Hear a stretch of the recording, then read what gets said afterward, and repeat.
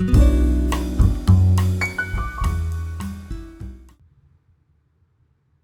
guys, Alec back here again. And what I want to go through today in this short video is some examples with past clients, things that have come up through conversation. And maybe you can relate to some of these, but maybe it'll give you an idea. And the intent of this is to give you an idea of some of the things that can come up when we ask questions: who, what, when, where, how, and why. When it comes to things that we're experiencing in our business that we perceive as a problem, or that we feel that might be something that we can improve. So, for example, one retail customer that I worked with, they were doing approximately $1.3 million per year in phone sales. So they would be getting a lot of phone calls, particularly during the summer months, which was their busy time. And they were receiving so many phone calls that they weren't able to handle all the phone calls. Primarily, we found the reason for that is that they did not have a very good phone system. They had a very, very old phone system, and there was no call waiting. There was no simple way to transfer phone calls to people that might be able to help answer certain questions. It just was not being handled well. So we found that the system was inadequate, but that wasn't enough. So what we were also able to do is track the phone calls that were incoming prior to making a change in the phone system. And when we see how many calls were missed, we were really surprised, because this was not being checked. 20% of the phone calls were being missed. They were not being picked up. So when we look at that 20% in missed calls, if you would equate that directly with 20% more sales being lost, that's probably going to be a little too aggressive. So we looked at the numbers and spoke with the ownership and decided that about 5% increase in sales would happen if we didn't have all those missed calls, if we eliminated those missed calls. So that worked out to 5% of 1.3 million, a $65,000 problem. Now the phone system ended up costing about $4,000. And what's interesting about that is they actually had, I believe it was somewhere around 23 or 24 phone numbers that they were paying for on a landline cost basis. So their phone bill was approximately $25,000 per year. And we cut that by eliminating a lot of those phone numbers. We cut that down to 4,000. And not only cut that down to 4,000, there's not that $21,000 savings. We pretty much eliminated all the missed calls, because now the phone calls can stay in a queue or they can be transferred. So that's kind of the thought process on that one. And the total savings is somewhere around $85,000 just by implementing that. And remember, this is annually, not just a one-time thing.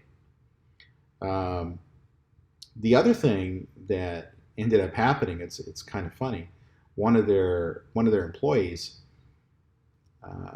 who called in sick a lot was problematic, but because it's so difficult to find people during this time, during and after this COVID pandemic, there was no decision made to release that particular person.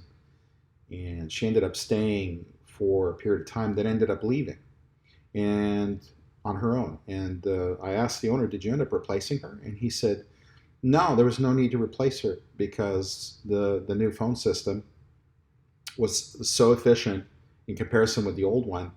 They didn't really find a need to replace her. And usually, and I want to be clear about this, when I work with clients, my objective is not like George Clooney and Up in the Air, to come in and move people out, fire people, and release people. I never do that. My intention is to work with the staff that we currently have and um, more often than not, there's no need to move anybody out. What we have is inefficiency problems in the business. We have other issues that can be corrected that do not require eliminating people, but bring more profit to the company ultimately. So that's one example.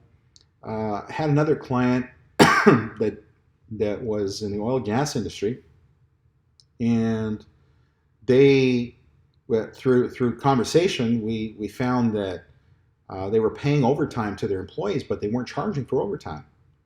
And when asked about that, there was really no answer. Oh, we just haven't charged for overtime. Okay, so should we charge for overtime? Yeah, we should charge for overtime. Um, that small change resulted in a little over $250,000 per year in additional profit. Because now that you're charging for it, you still got the same expenditure, but you're charging for it now and you're collecting that, and now that becomes directly down at the bottom line. Over $250,000. One change. Same client, they were using paper time cards. Well, we didn't end up going with an automated system, which obviously those softwares are out there, and I've implemented them many times. They just went with a simple punch clock, and the expectation there was that it was going to result in about a $30,000 per year savings.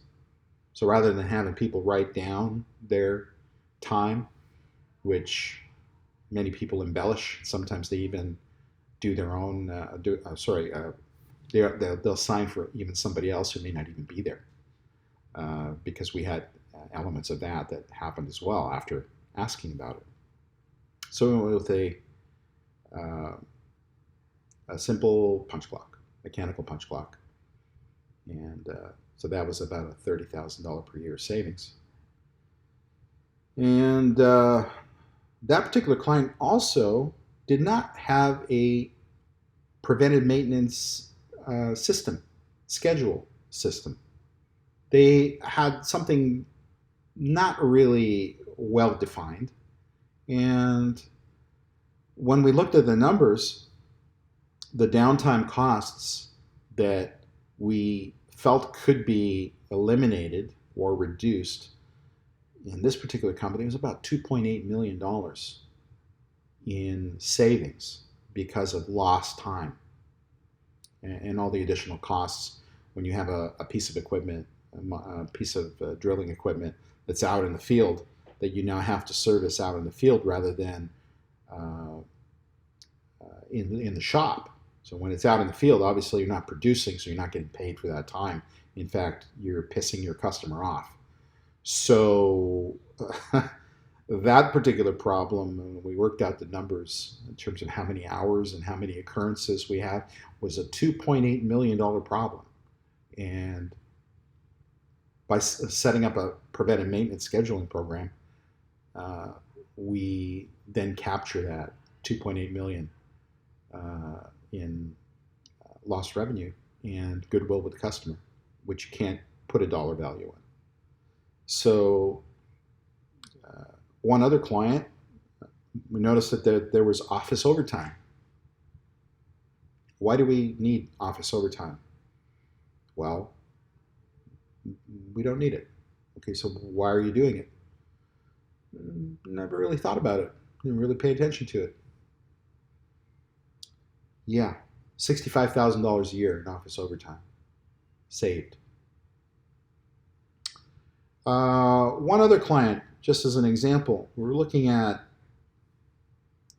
the number of contracts that were small dollar and the number of contracts that were bigger dollars in the millions versus the several thousands, and found that 4% of their sales was almost 80% of their contracts. So 4% of the sales was about $3 million, whereas the other 80% The other contracts, sorry, the remaining contracts that were the high dollar values were $53 million in contracts. So 80% of their contracts being so small, being only 4%, they're spending similar time in terms of administration on the smaller jobs as opposed to the larger jobs. And that put a flashlight on the fact that we need to concentrate more on the larger jobs because they generate more sales than we have to do on the smaller jobs. Now, I mean, we didn't put a dollar value on this, but it changes your focus when you notice these kinds of things.